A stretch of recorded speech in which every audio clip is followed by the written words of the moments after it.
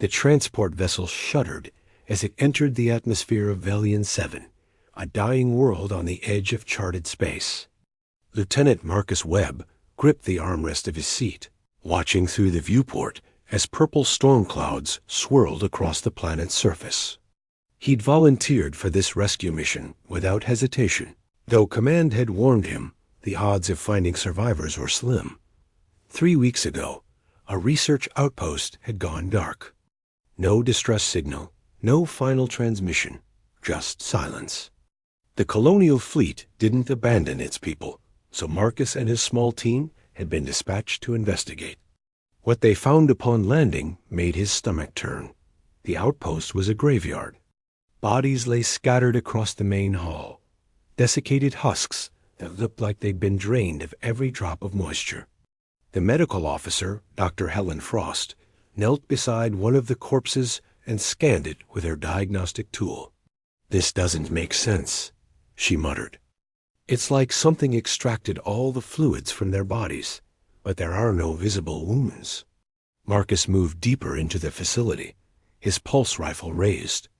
Emergency lights flickered overhead, casting dancing shadows that made him flinch.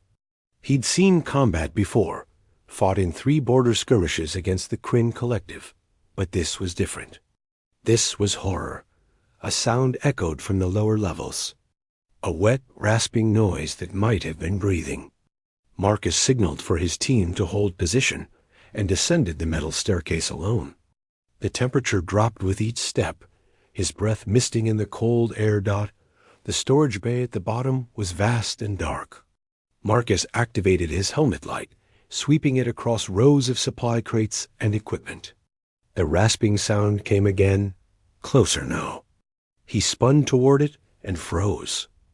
Huddled in the corner was something that might have once been humanoid. Its skin was translucent gray, pulled taut over visible bones. Long fingers ending in blackened nails scrabbled weakly at the floor. When the light hit it, the creature's head snapped up, revealing sunken eyes that glowed with a faint violet luminescence. "Please," it whispered, the word barely audible. "Dying." Marcus should have fired. Every instinct screamed at him to pull the trigger. Instead, he lowered his weapon slightly. "What are you?" "Venali," the creature breathed. "Starving. Need feed." The pieces clicked together in Marcus's mind. The drained corpses upstairs. This being's deteriorating condition. He'd heard rumors during his academy days, whispered stories about a species from the galactic rim that survived on the bioelectric energy found in blood. Most dismissed such tales as spacer superstition. "You killed everyone here," Marcus said flatly. "No."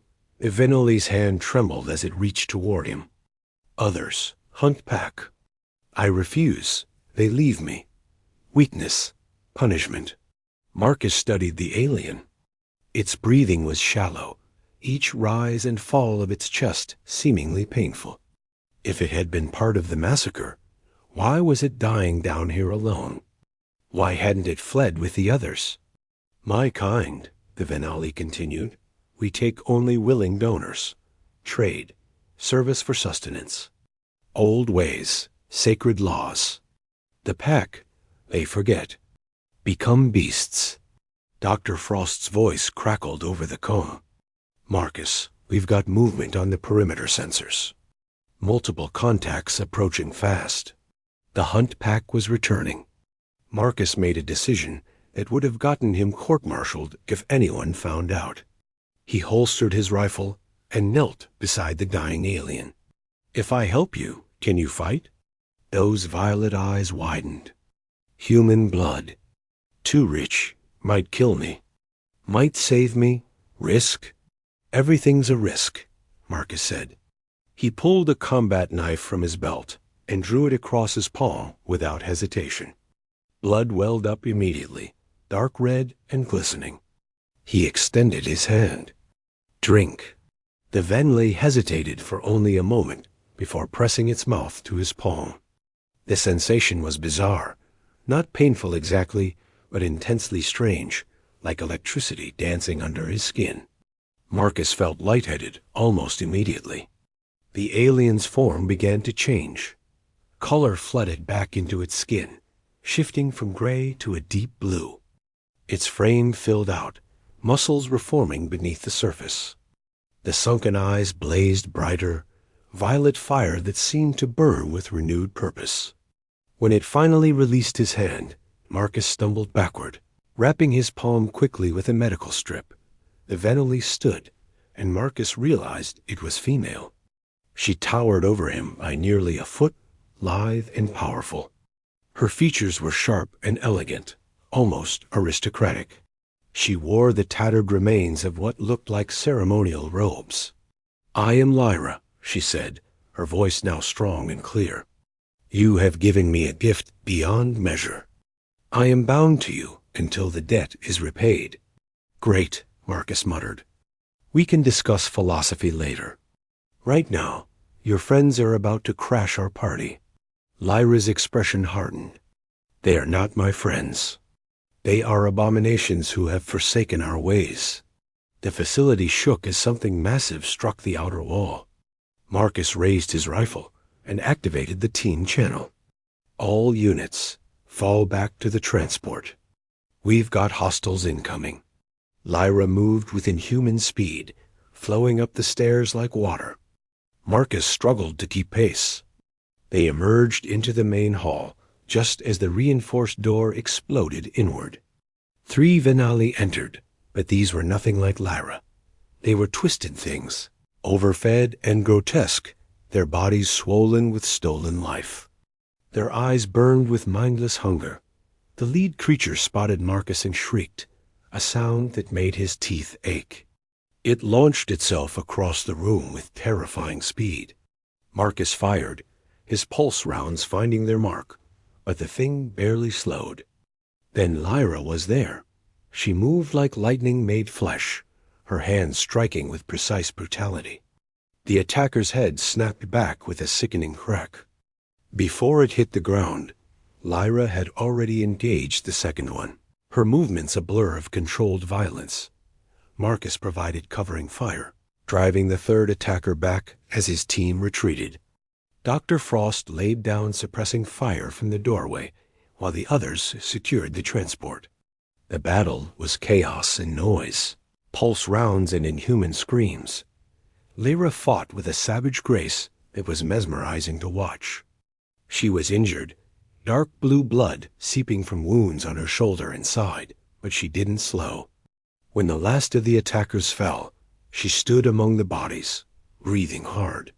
"There will be more," she said. "The pack is 20 strong. These were just scouts." Marcus grabbed her arm. "Then we leave, now." They ran for the transport. The building shaking as more Venali arrived. The pilot had the engines hot, and the moment everyone was aboard, they lifted off. Through the viewport, Marcus could see dozens of figures swarming over the outpost like insects. Once they'd broken atmosphere, Dr. Frost approached Lyra with her medical kit. "Let me treat those wounds." Lyra shook her head. "Human medicine will not help me. I need time to heal." She turned to Marcus. "Your blood has given me strength I have not known in years." Human bioelectric patterns are extraordinarily complex, rich beyond measure. "Yeah, well, don't get used to it," Marcus said, though he couldn't help but notice the wound on his palm was already healing faster than normal. "What happened down there? Why did your people turn into those things?"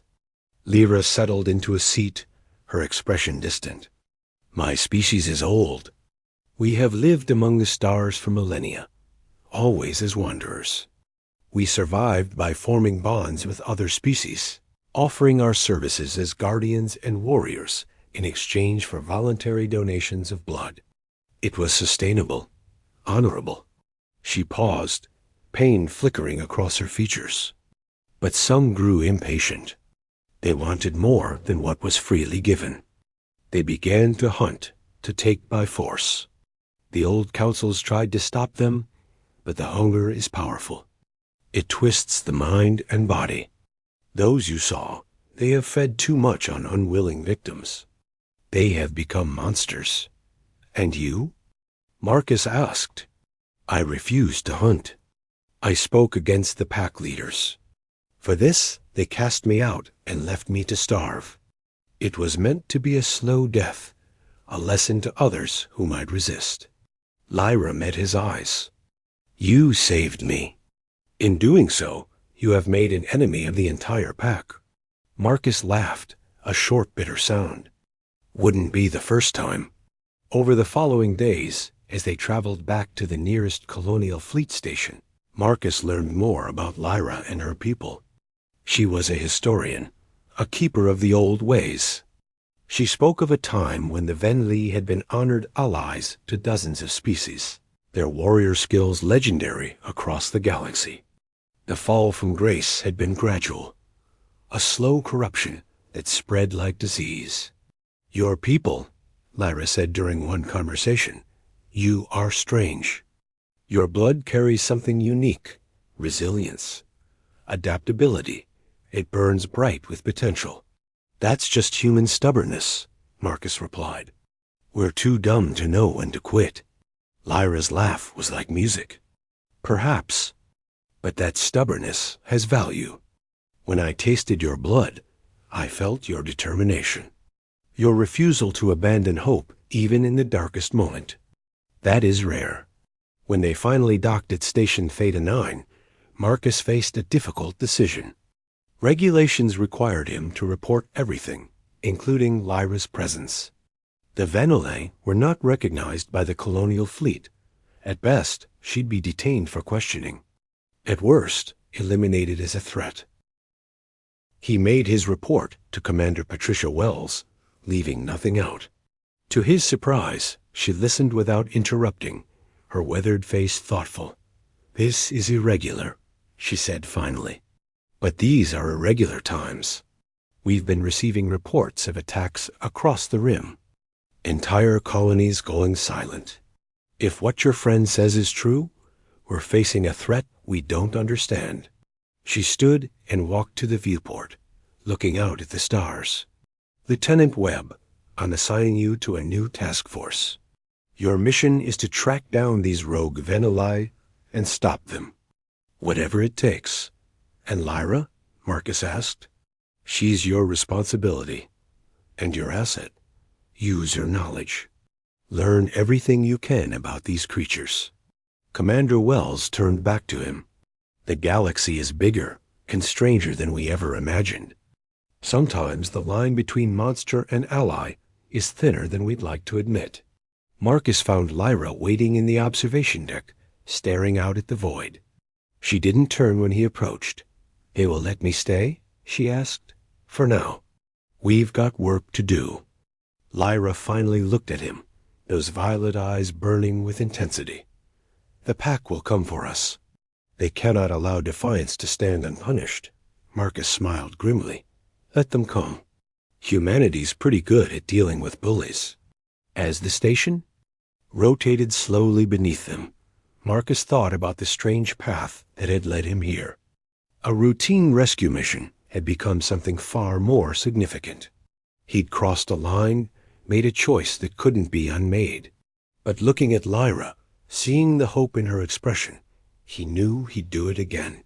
The universe was vast and full of horrors. But it was also full of possibility. Sometimes salvation came from the most unexpected places. Sometimes a single act of compassion could change everything. The stars awaited them, cold and distant. But Marcus Webb had never backed down from a challenge. And now, with an alien vampire warrior at his side, he was ready to face whatever darkness lurked in the void. The hunt was on.